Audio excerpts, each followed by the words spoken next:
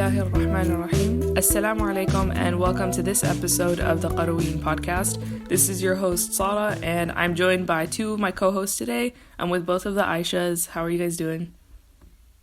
Alhamdulillah, not too bad. Good, alhamdulillah. How are you, Sara? I'm good, alhamdulillah. It's good to be back. So it's been a minute since we last recorded. We hope everybody's doing well. And we've put out a few new articles on the Qarawiyyin Project website in the past couple of weeks. So make sure to check those out and look out for upcoming content related to Ramadan, inshallah. So today's episode is talking about kind of a conversation that's been going on somewhat relegated to the online sphere, or at least related to that. And actually, in particular, we wanted to talk about, this discussion was inspired by this article that Al Medina Institute published that was written by Ustadha Shazia Ahmed. And the article is called Why We Must Recapture Scholarly Discourse from Extreme Bloggers.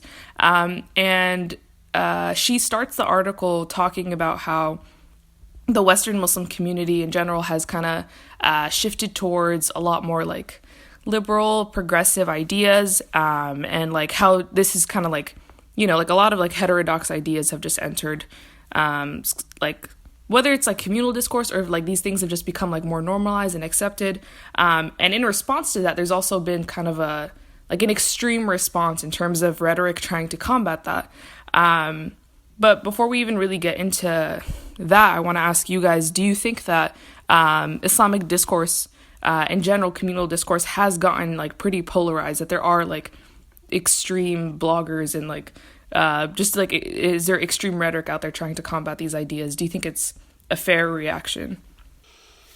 Yeah, I think that something like this article has been brewing for quite some time. I think that the article resonated with many people because in the community, and as you said, specifically on the online sphere, but it does disseminate into broader communal sort of conversations as well. I think we have witnessed a significant rise in absolutism when it comes to Islamic discussion. And I would sort of favour that word over extremism. That's the only thing I think I would really disagree with the writer here, just because extremism has so many connotations. But even when using absolutism, I don't mean this in a positive sense. I don't mean absolute loyalty to Islam, loyalty to the haqq, as Allah subhanahu wa ta'ala has defined it. I mean viewing modern day issues through an extremely narrow lens, as though there are only two choices, that you either reject a certain idea that is being presented to the extent that you write off everyone even mildly associated with it, and that if you don't do that, that means that you are embracing this path with this idea with open arms, and that you're on a path to eventual atheism. And unfortunately, we do see some people claiming that unless we do disavow every single person loosely affiliated to predominantly liberal ideas, they are promoting open sin or kufr. Now, firstly, whilst obviously as Muslims we need to be careful about the things that we do promote and endorse, there are ways to address that discussion without looking at it in such a black and white manner. And secondly, we've seen that this polarization has largely occurred in regards to liberal viewpoints, and this has resulted in an adoption of alt-right terminology, which obviously in broader society is a response to liberalism. And those kind of attitudes are permeating amongst Muslims to some extent. So from the way I see it, what we are essentially looking at is not really an adherence or a return to Islam at all. Actually, we've swapped one problematic man-made framework of looking at the world, namely a liberal system, for another, that using alt-right rhetoric. That's not original, that's not true to our tradition, and that's extremely counterproductive in terms of what we as Muslims need in the world today. I think I'd agree with that, mashallah, really well said. But I'd just like to add that I think sometimes this polarizing tends to occur more just on the online sphere. It might not necessarily represent what everyday Muslims, for example, or what the majority of Muslims are thinking about or how they carry out their discussions. But obviously the things that are sensationalized, I think that gets, the most likes and retweets and, shares online are the ones that have really not extreme, but really, one end of the spectrum or the other sort of viewpoints. And less often you get the really measured, thought out responses getting as much airtime, for example. Yeah. No, it's definitely important to place this in its context. But I think that like an important point is being made about like viewing one extreme and then like veering to the other. And I think that we need to, like, as Muslims in the West, just kind of need to question like the spectrum altogether. If there's like a spectrum from liberal to conservative that's been constructed in the West, that's like all of its rhetoric is produced in the West, we're not going to find like a place for Islam on that spectrum. And we're not going to find the point about language, I think, is important. Some people will be like, oh, you're getting caught up in semantics, but language is important. It invokes a certain, people can tell like where you're coming from depending on what language you use. And there is a such thing as like Quranic language, and language that comes from our tradition. And as long as we kind of try to, like, if we like adopt language that comes from outside of that tradition, whether it's on supposed right or left of the spectrum, there's going to be something missing from it, I think that like that's kind of inevitable, and it's difficult to break out. Like, you have to use language that people are going to understand, that's going to resonate with them, so we have to navigate that. But yeah, I think that like there's something to be said about people just adopting alt-right rhetoric, and how that is like just like a lot of like heterodox liberal ideologies. It's an ideology that comes from outside of Islam, that's not going to encompass Islam, that's going to have some kind of incompatibilities with it. Even like our political spectrum, right? Like, we think of like left and right. I don't think that that's like an all-encompassing spectrum of politics that everybody falls on. I think that spectrum itself is a construct that it has certain bases. So it says that like in order for you to even like fall on that spectrum, you have to have already accepted some ideas that come from like Western political ideologies. And also I really want to have like a whole other conversation about liberalism, like, because it's a term that gets thrown around a lot.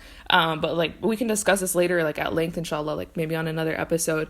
But people don't realize that like the entire like Western political spectrum and like both right and left have the same origin, and that is like liberal thinkers. Whether we're talking about like John Locke and stuff, it's a whole other conversation. But people don't realize that like it all has the same point of origin, and that point of origin is one of like that is incompatible with Islam in many ways, that or at least originates outside of Islam. But yeah, no, that would be like another really interesting conversation. But we are talking about like kind of we can say like extreme, or I like Aisha's term absolutist. I think that's a good way to describe it. But this absolutist rhetoric that's out there, what do you guys think is really the cause of it? Like, why do people resort to it in the first place? I think it's rooted in multiple causes, to be honest. I think I've seen some people argue that, this is just the result of people's narcissism and ego, and that they are making this rhetoric to appeal to other people who are narcissistic and have an ego. And often people it's aimed at as well also perhaps don't have a very holistic understanding of Islam, such that they can be easily roused against obvious displays of un-Islamic behaviour. So sisters taking off their hijab, promotion of LGBT, things like abortion. And I think that point is valid to an extent. You will not often find someone who has a holistic knowledge of Islam and someone who's worked within the community at numerous levels endorsing the kind of broad-brushing, merciless statements that are often made, particularly those statements made about women. But at the same time, I think that we as a community do have to take responsibility for the fact that oftentimes we have shirked away from certain conversations that were deemed too political or interrupting the precarious status quo in liberal societies that obviously we as minorities in the West are living in. This is not our entire community, but certain segments of our community, and definitely the mainstream. I think we're seeing a resurgence of discourse about some of these poignant issues now, but people did stay silent in regards to certain Islamic topics, which did relegate it more to a private faith. And I think that is a very mainstream idea, the idea that Islam is just like any other faith, Judaism, Christianity, Hinduism, that can exist in the private sphere and therefore exists within a liberal atmosphere, within a secular liberal state. That did secularize it to an extent. So now when we're faced with these societal challenges, people who are suddenly they don't know how to deal with this. They're incorrectly resorting to extremes in order to express themselves. And those people are given leadership because often, as we were saying, kind of people that it's aimed at, it's easier to follow that rhetoric than do the research themselves or arrive at a nuanced conclusion themselves. And I'm speaking obviously from my experience as well in the UK, where numerous centres for Islamic learning, particularly masajid, numerous conversations were traditionally shut down. Circles were banned. I know sisters even who have had their circles in different mosques banned for addressing anything that was deemed too societal or too political.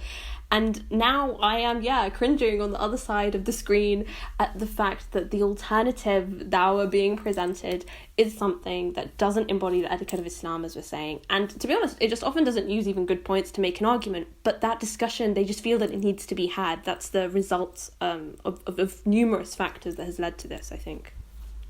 I think some of it is also a bit of a knee-jerk fear response. Like Aisha was saying, in a lot of what we can and can't discuss at our masajids is sometimes by the masajid leadership or communities themselves censored, and sometimes by the government, who I know in the UK at least has a lot of say and sway over what we're able to discuss and how we discuss those topics. And like Aisha was saying, there's a certain need to feel part of the status quo and not to disrupt that with Islamic views on, for example, homosexuality, etc. I think there's also, with this fear, aside from the policing that goes on in the masjids, is also the fear that if you don't become super, super strict, then you're going to become super, super liberal. That there's only, one or the other. That when, for example, being strict doesn't necessarily mean that your opinions are from Islam. That it's not a prerequisite that just because yours is the most restrictive or way of doing things, like unless you're dying in the heat and you're absolutely miserable, then you're not doing Islam right, and that's not the truth. Yeah, definitely. And that's just an important point about humanizing people and recognizing that people will falter, and also sometimes there will be a difference of opinion, and that's not a result of one person being wrong. It might just be correct for that context or correct for that community. But back to this kind of charge that these conversations were not happening, so now they're being co-opted by more extreme or absolutist people and writers. I think that for one thing, it definitely depends on your community. If you're sitting there and you're like, yeah, well, these conversations were happening in my community, my local scholars are talking about it, that's fine, alhamdulillah, that's actually really great.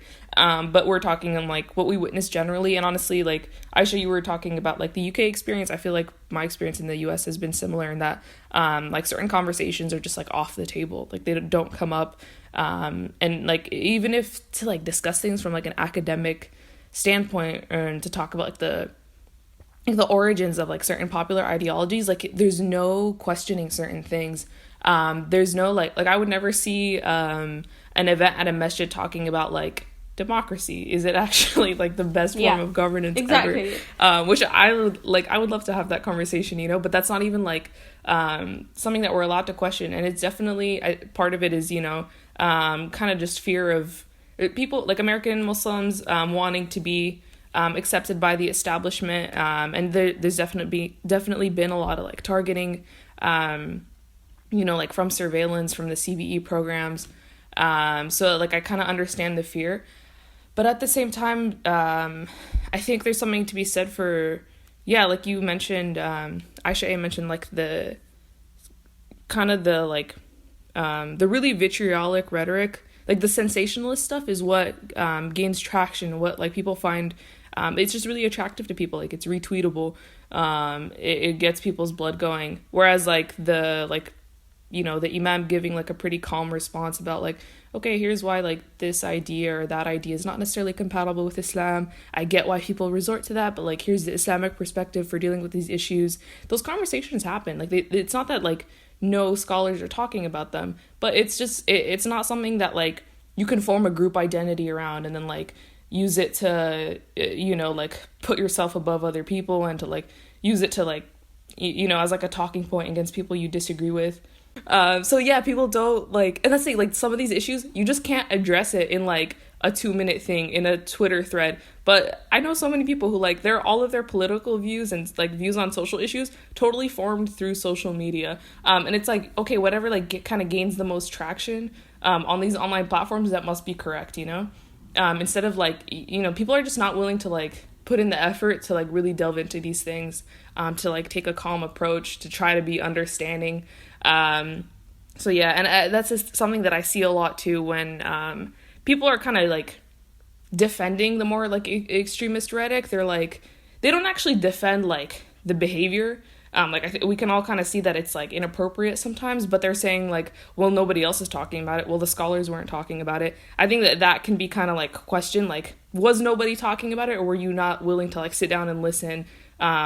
Instead of just like retweeting something on your commute and like fighting with a couple like social justice warriors on Twitter before like going to work, So yeah, I think that like there's something to be said for like whether or not the conversation's happening. Like, is it not happening at all, or is it just, at least from what I've witnessed in my community, like I saw recently an attempt at a masjid to like address some issues of like atheism and also just like more like some liberal ideologies, and the backlash that they received was like completely unfounded. I think if people disagree with stuff, that's totally fine. Like I don't think that everybody has to be on the same page with these things, or that like if you have an initial disagreement with it, but that's not like that there's no room for that. But like, why are people so afraid of like having these conversations? Like people are terrified of like even questioning certain things, and that's like another thing that I think like our generation just doesn't know how to disagree and like continue being friends and like disagree respectfully.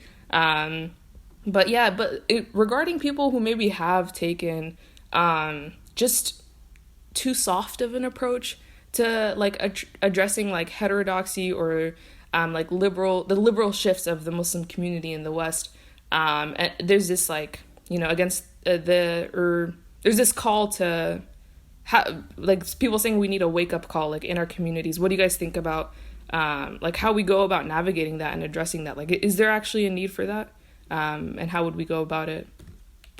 Yeah, I think it's such a big question. Do we need a wake-up call? Like, it's a big sort of in regards to what, when people say this, you'll find that often they as well don't really have a clear idea about what people need a wake-up call on. There are so many issues in our community that obviously need to be clarified, and discussions that need to be raised. What you were saying, Sarah, about would a mosque ever have a talk on democracy? A friend of mine recently, she said that she just was sitting in a group with her friends, and this is an Islamic organization like of Muslims, and she's sitting at a table, and she was saying that she recently was reading this book, or she watched a lecture about Islamic governance, and people actually left the table. These were her friends, because they just didn't want to have that conversation. So do we need to open up new conversations? Yes, we do. Do we need clarity on things? Yes, we do. But the idea that there has been a too soft an approach in regards to da'wah, and now we need a really hard approach, I dislike these categories of harsh and soft. Allah subhanahu wa ta'ala says to us in Surah Nahl verse 125, invite them unto the way of your Lord with wisdom and beautiful preaching, and argue with them in the ways that are best and most gracious. This is our standard. Even if we see our communities neglecting certain issues or approaching them with aspects of compromise, that doesn't justify us throwing Islamic etiquette out of the window. A wake-up call in our communities needs to be a long-term project of consistent action and awareness, not, as you guys are saying, just clickbait headlines or one-off debates. These are actually things that the ulama would of the past, they would avoid this kind of drama, because this is not da'wah. Da'wah is to say the truth firmly and not create discord and fighting among Muslims. Why do we have a sahih hadith from Rasulullah sallallahu alaihi wasallam who said that I guarantee a house in paradise for anyone who leaves an argument, even if he is right? Like, a house in paradise is no small deal, it's for deeds of significance. And this is the fact that even if he is right, it's not always about winning a debate or proving a point. It's about preserving unity in the ummah and avoiding that kind of fitna. And there is so much written on this by people far more qualified than me. The fact that one of the first things that students of knowledge are instructed to learn is adab shows you its importance. Whenever you speak to students of knowledge who've gone with other who've gone to different parts of the world, you know, that's why you're encouraged to even be with a teacher, because it's not even just about the information you learn from them, it's about the manner that you learn it from them.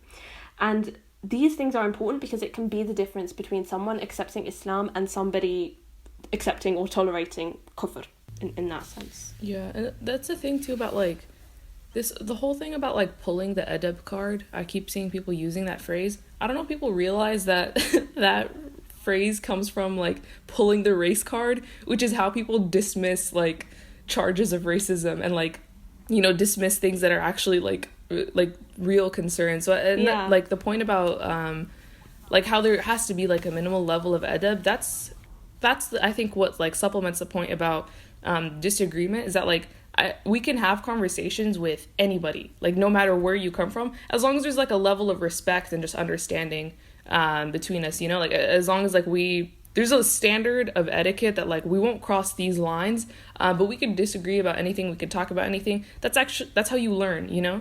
If you only talk to people who like, you know, you agree with all the time, regardless of the manners that they have, regardless of etiquette and levels of respect, then yeah, maybe you'll constantly like be in like this comfortable echo chamber, but then like call out culture develops, you know, whereas like if anybody veers from like the opinion in that group, then they get like called out, and it's like it just causes a lot of like unnecessary anxiety and tension. Sure. Yeah, I just like this adab thing. I don't know why people seem to think it's like not that it's a bad thing, but like, oh, it's like secondary to whatever you're saying, when half the time, I mean, just talking from like a human point of view, when somebody's talking to you, right, half of human psychology is the way you take their message, is half of it is not what they're saying but how they're saying it. So for example, if I came up to you and I was like, hey, you know, sit down please, I'm worried you might fall, versus sit down, you know, you're going to fall but I know you're not gonna because you're too liberal and, you know, clearly you're not gonna listen to me, so astaghfirullah, shame on you. Like, you know, it doesn't even matter what I'm saying at that point. It's just the tone that I'm taking, and generally the complete disregard for where I'm coming from, or sympathy or understanding for my context. Like, there's none of that, like, respect. There's just no respect for the audience that you're talking to if all you want to do is get your point across, regardless of how it's being received. I mean, even in like debates that we see, like, you know, formalized debates and debate clubs that like teenagers in high school do, like there's a certain protocol. You speak respectfully, you give them their turn, you wait, you don't leap across the table and strangle them with your points because they don't agree with you. Like, that's the whole point of a debate, and I think we're missing that sometimes. Like, it's not a problem to disagree. The point of discussing it is to then, you know, find out why. Yeah, no, and that's like the point about decorum. Like, you'll get docked in a debate for just bad manners, you know, and you have to be able to defend your argument, but also if you're just disrespectful, it totally takes away from just the discussion of certain ideas. And I think that like some people kind of justify their rhetoric and their behavior by being like, well, people are sharing it, people are listening, I have a lot of fans. It's resonating with a lot of people, so what I'm saying must be correct. And it's like, if the people that you're criticizing, those are the people you actually want to reach with your ideas, right? If they're never going to listen to you because the way that you're approaching the topic is like, it just can't resonate with them, like it's too vitriolic, it doesn't actually empathize with where they're coming from, then yeah, you're just getting a bunch of people who already agree with you to like reinforce your ideas, to like continue backing you up. Whereas the people that you're like talking about in the first place that you're actually criticizing, you're never going to change their hearts, you're never going to change their minds. So it's like you're like speaking into a void, and like a bunch of people are high-fiving you, like but like no, you're not actually like positively affecting the community. If anything, you're just like turning your group like even more against this other group. So it's not actually like effective, even if it seems like it. Yeah, no, for sure. I also see some people cloaking this kind of etiquette of discussion in the guise of wala and bara. And we also have an article on the Qarawiyyin Project site about this, and perhaps we can include it in the description of this episode. But to briefly explain, wala means loyalty and allegiance to all of that which affirms Allah and to Islam. And bara means disavowal and dislike to all that doesn't. And actually, I think that this is a core concept that we as a community, again, haven't addressed significantly enough. And in some spheres it has resulted in quietism, and now people are again trying to reclaim that for their keyboard warring.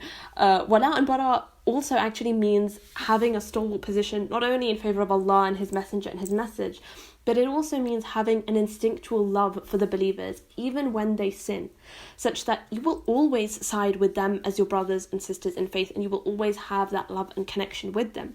We need to reclaim this understanding in its entirety, because if you really see someone as your brother or sister in Islam, then you are only going to want the best for them. So you're only going to make sure that your rhetoric and your da'wah and your call and your message is in a way that's going to actually bring them to Islam, because you love them. You're doing it because you love them, not because you want to win the argument. Yeah, absolutely.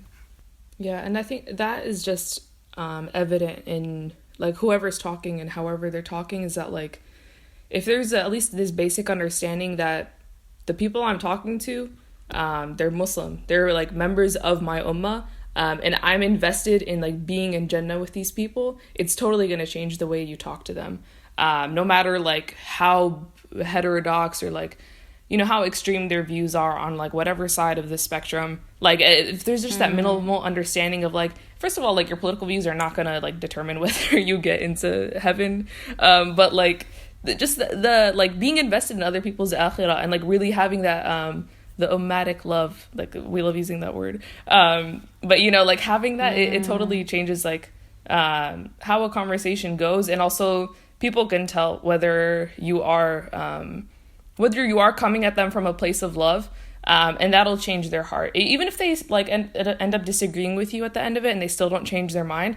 At the very least, they'll feel, you know, comfortable and safe around you, and they won't feel like, yeah, I can never talk to this person again, like they just attacked me and my ideas and everything. Like if you approach them from a place of love, you can still remain like in community with those people. Yeah, I think it's the fundamental difference between, look, dude, I'm doing this because I care about you and what happens to you in your akhirah, versus, you know, down with this heretic who's destroying me and my religion. You know, when you're all coming from the same place, you know, and you're all trying to reach the same place, which is Jannah. And like, I think we sometimes forget who the real enemy is. You know, which is shaitan, or like, exactly, yeah.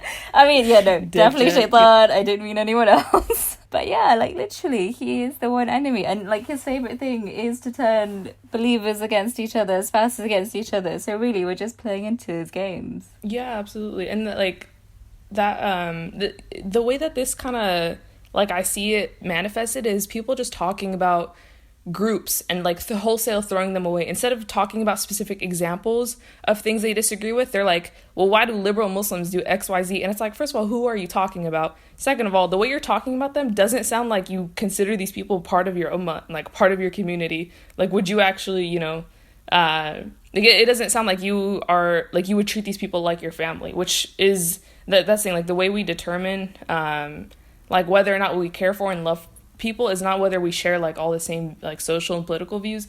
It's just like, okay, basic level, like we share iman, we follow the same deen, that automatically like I have a level of like love for you.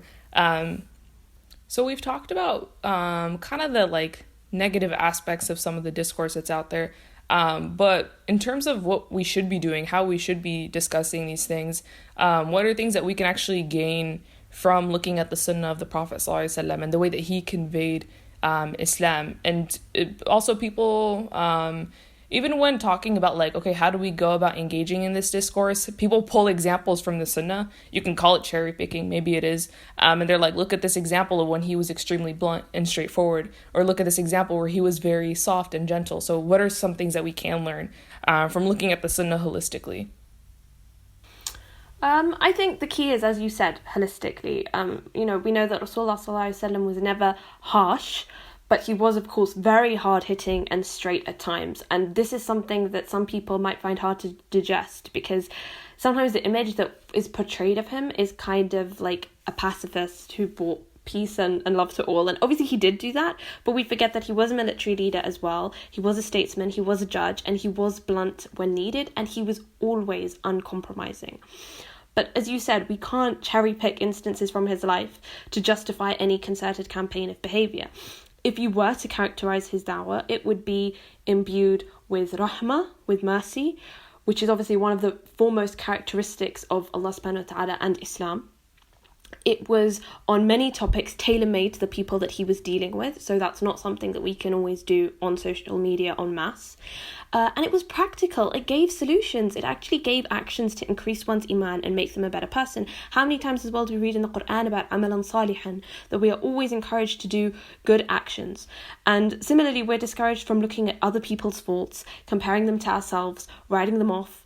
We absolutely have to discuss ideas, and I know that none of us here are against that kind of intellectual conversation of the challenges that our community is facing. But we can do that, 100% we can do that, without insulting and broad brushing fellow Muslims who intentionally or unknowingly may subscribe to some aspects of them. Yeah, I think Muhammad Sallallahu Alaihi Wasallam is an example for us, and we should take inspiration for everything that we do from his life and how he did things.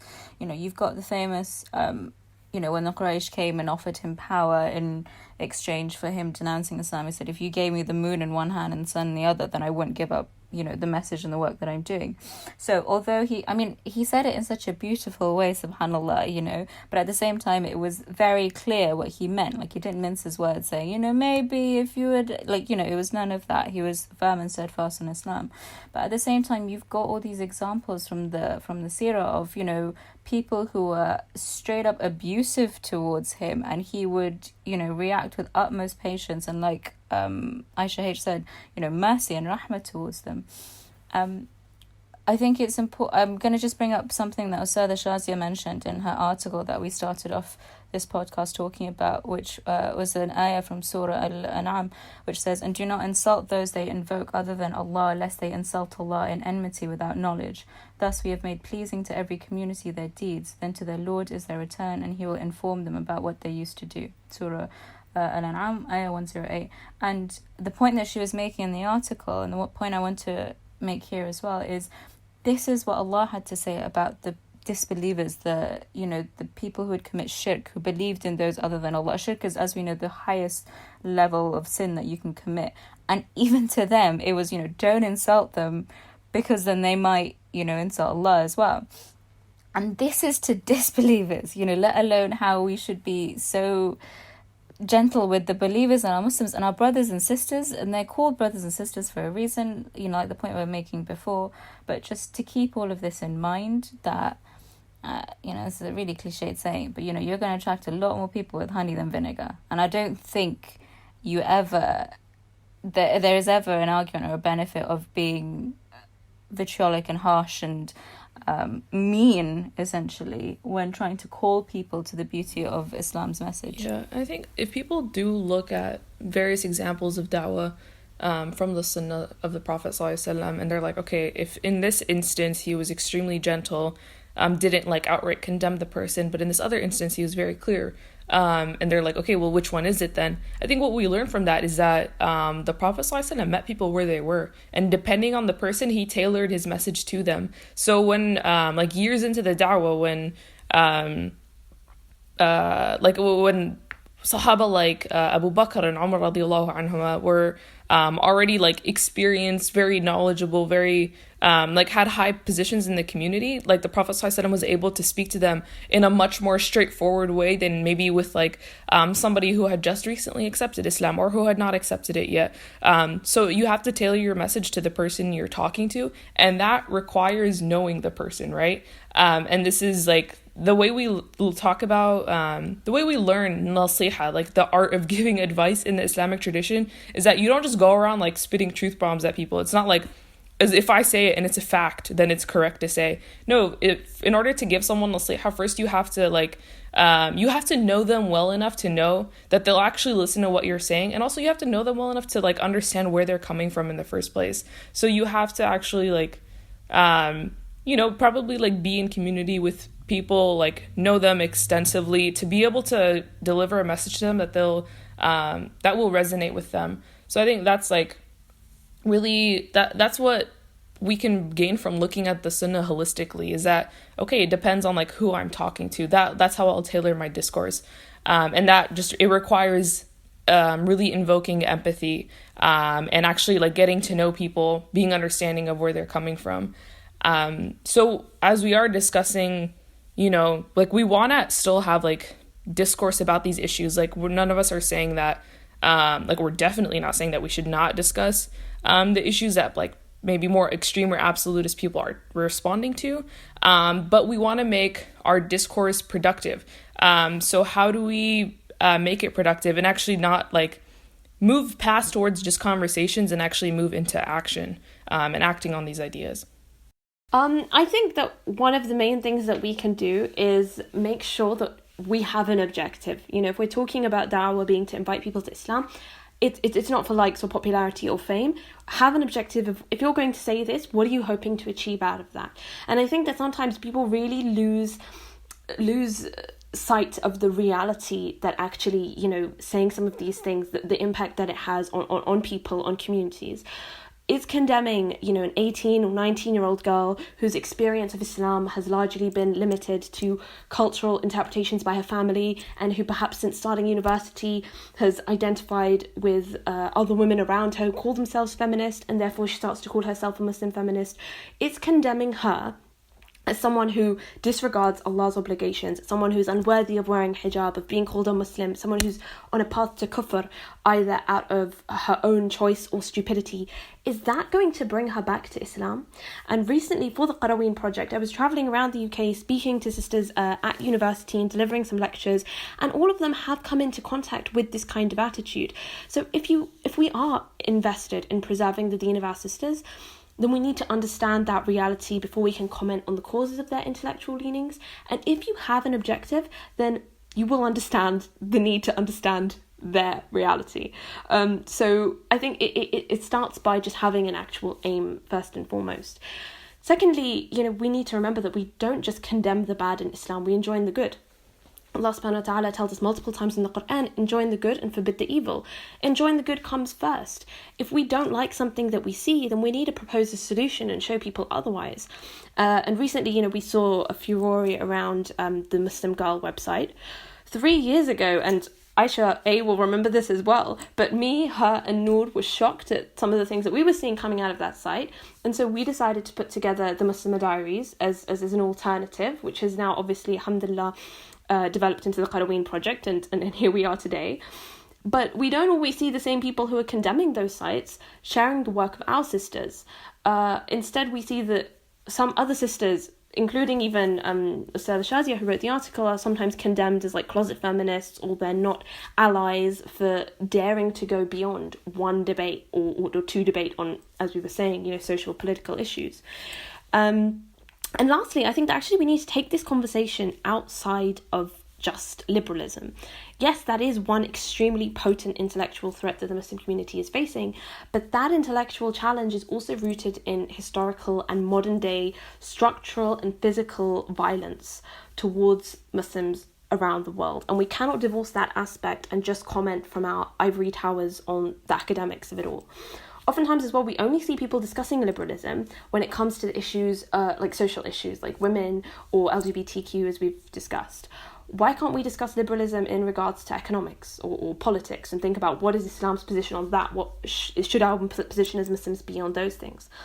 We have to ultimately make these conversations applicable to current affairs, recognise more broadly the challenges that Ummah are facing. And that's, alhamdulillah, why I do love our State of the Ummah site, or section rather, on the Qarawiyyin Project, because it really bridges that gap between us, Muslims around the world, what other challenges are we facing, and how can we contextualize that for our realities. It's on the one hand, like making sure that the manner in which we address these things is correct, but also like looking more broadly and when it comes to that's actually a really interesting point that Aisha H made about looking past liberalism as like this like huge boogeyman and like the main issue that we need to be addressing.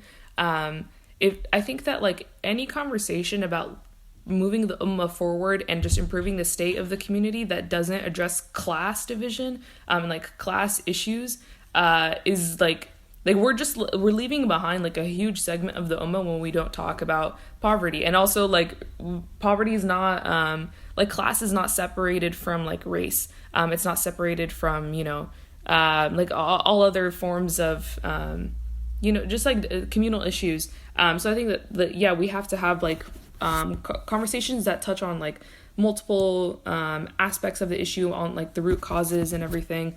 But also in terms of like making our discourse productive, I think that it begins with correctly identifying the issue, and actually accurately identifying whether this issue is this, again, like you said, like, is this kufr?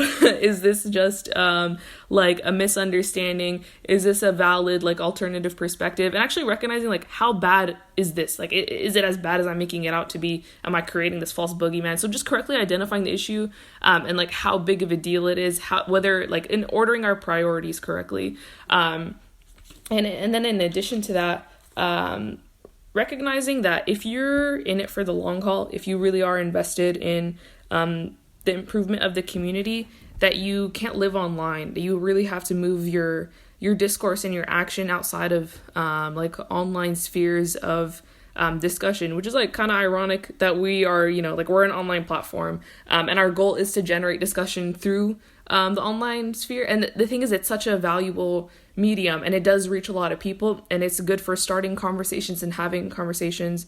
I can speak for myself and say that like I've had like paradigm shifts based on or in the follow-up to like just ideas that I gained from like seeking knowledge online.